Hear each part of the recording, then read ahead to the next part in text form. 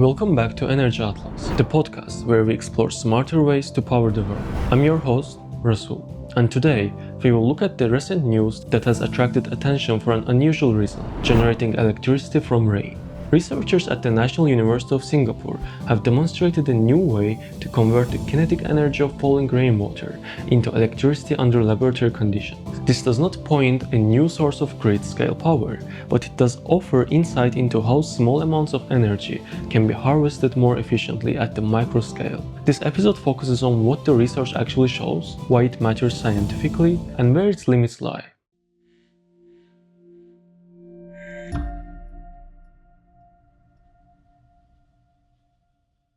The study introduces a different way of thinking about rain-based energy harvesting. Rather than relying on raindrops striking a surface, the researchers designed a system in which rainwater flows through a narrow vertical polymer tube. Inside the tube, the water forms a segmented pattern known as a plug flow, where short columns of water are separated by air pockets. This flow structure turns out to be central, as the water segments move downward. Charge separation occurs at the interface between the liquid, the tube wall, and the air gap.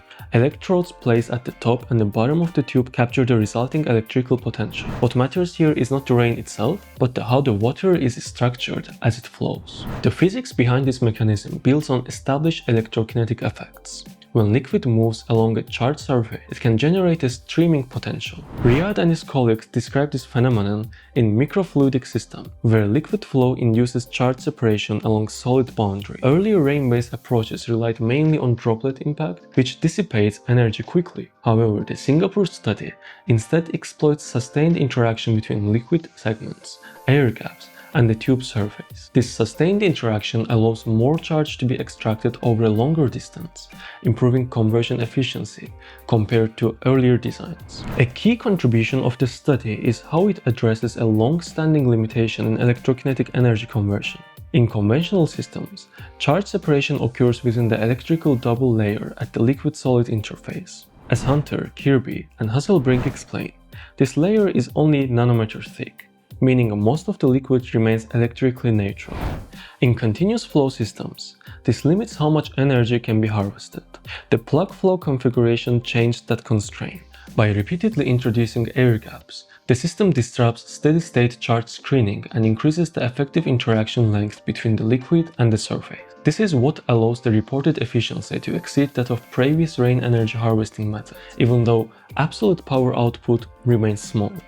The researchers are explicit about the scale of the results. Individual tubes generated power in microwatt rain. When multiple tubes were operated in parallel, the system was able to power light-emitting diodes in laboratory demonstrations. This is not a pathway to grid electricity. However, the reported conversion efficiency exceeded 10% of the kinetic energy of the falling water, which represents a significant improvement over earlier triboelectric and piezoelectric rain harvesting approaches. The most plausible applications lie in low power and distributed systems. Modern cities rely on large numbers of sensors for air quality monitoring, water level detection, structural health, and traffic management. These devices require very little power, but face challenges related to battery replacement and maintenance. Paradiso and Starner argue that energy scavenging is most valuable precisely this context. Rain-based microgeneration could function as a supplementary power source, reducing battery dependence rather than replacing conventional electricity supply. Real-world deployment introduces material challenges. Natural rainwater contains minerals and contaminants that can degrade surface charge